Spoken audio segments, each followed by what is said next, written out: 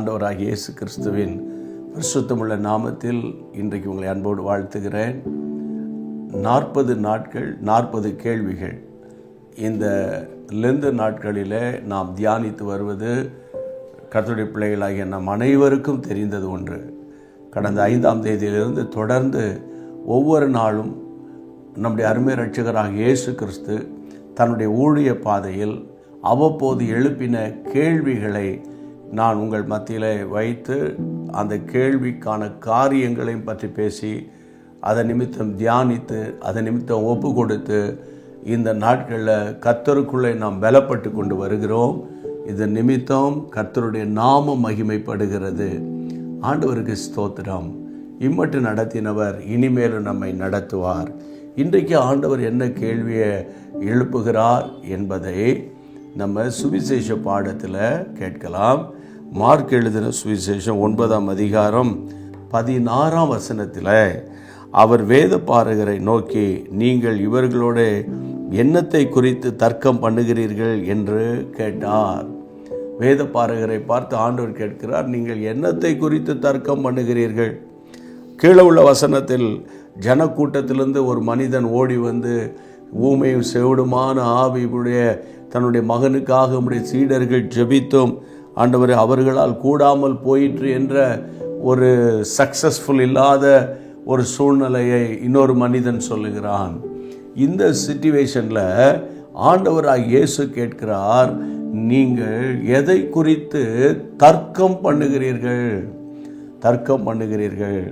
எனக்கன்பான கர்த்தருடைய பிள்ளைகளே, கிறிஸ்தவ வாழ்க்கை உள்ளான மனிதனிலே மாற்றம் வருவது தான் கிறிஸ்தவ வாழ்க்கை. சரியான கிறிஸ்தவ மார்க்கத்துக்குள்ளே வரும்போது நம்முடைய ஜீவியம் மாறுகிறது. நம்முடைய ஜீவியத்தை கரைப்படுத்துகிற, கஷ்டப்படுத்துகிற, வேதனைப்படுத்துகிற ஒன்று தர்க்கம். சரி, அப்போஸ்தலனாகிய பவுல் பிலிப்பியர் 2:16 அவர் சொல்லுகிறார், எல்லாவற்றையும் முறுமுறுப்பில்லாமல் தர்க்கிப்பு இல்லாமல் செய்யுங்கள். ஆமாம், எதை செய்தாலும் அதில் ஒரு முறுமுறுப்பு இருக்கக்கூடாது, ஒரு தர்க்கம் இருக்கக்கூடாது. அந்த தர்க்கம் தான் வாக்குவாதமாக மாறி ஒரு பெரிய ஆர்கியூமெண்ட்டுக்குள்ளே போயிடுது. நிறைய கேள்விகள் எழுப்பக்கூடிய சிச்சுவேஷன் வந்துடுது. இது நம்முடைய உள்ளான மனுஷனை வேதனைப்படுத்துகிறது என்பதை நான் உங்களுக்கு இந்த வசனத்தின் மூலம் தெரியப்படுத்துகிறேன். தர்க்கங்கள் வருமா வராதா? வரலாம். ஏன்னா நம்ம மனுஷர் தானே. திடீரென்று வீட்டுக்குள்ளே தர்க்கம், கணவன் மனைவி, பிள்ளைகளுக்குள்ளே, நண்பர்களுக்குள்ளே, உறவினருக்குள்ளே, அண்ணன் தம்பிக்குள்ளே, அக்கா தங்கச்சிகளுக்குள்ளே தர்க்கங்கள் வரலாம். ஆனால் அந்த தர்க்கங்களை எதிர்த்து நிற்பது தான் மிகவும் முக்கியம். அப்போஸ்தலனாகிய பவுல் கர்த்தருடைய பிள்ளைகளை கொரிந்தியருக்கு எழுதின நிருபம் 10ஆம் அதிகாரத்தில் என்ன சொல்லுகிறார்? 10ஆம் அதிகாரத்தில் நீங்கள் பார்க்கும்போது, கர்த்தருடைய பிள்ளைகள், எங்கள் போராயுதங்கள் மாம்சத்துக்கு ஏதவிலாய் இராமல் அரண்களை நிர்மூலமாக்குகிறதற்கு தேவ பலமுள்ளவைகளாய் இருக்கிறது. அவைகளால் நாங்கள் தர்க்கங்களையும் தேவனை அறிகிற அறிவுக்கு விரோதமாய் எழும்புகிற எல்லா மேட்டிமையும் நிர்மூலமாக்கி எந்த எண்ணத்தையும் கிறிஸ்து இயேசுவுக்குள் கீழ்ப்படிய சிறைப்படுத்துகிறவர்களாக இருக்கிறோம். நாங்கள் தர்க்கங்களை தேவனுடைய அறிவுக்கு விரோதமாய் எழும்புகிற, அதாவது தர்க்கங்களை மேற்கொள்வதற்கு நமக்கு மாம்ச பிரகாரமான ஆயுதங்கள் தேவையில்லை. மாம்ச பிரகாரம் நீங்கள் சொன்னீங்கன்னா நான் ஒன்று சொல்லுவேன், நீங்கள் பேசுனீங்கன்னா அப்படி பேசுவேன், நீங்கள் இப்படி எழுதுனீங்கன்னா அப்படி எழுதுவேன் அப்படின்னு சொல்கிறாங்க. அப்படி அல்ல.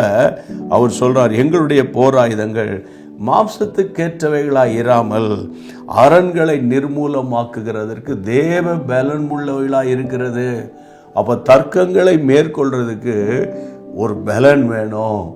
அது உலகத்துக்கு அடுத்த பலன் அல்ல, உன்னதத்துக்குரிய பலன். அதுதான் பரிசுத்த ஆவியானவருடைய நிறைவு. அப்போ இன்றைக்கு இந்த நாட்களில் கர்த்தருடைய பிள்ளைகளே, தர்க்கங்களுக்குள்ளே நான் உடன்படக்கூடாது, தர்க்கங்களுக்கு நான் இடம் கொடுக்க கூடாது.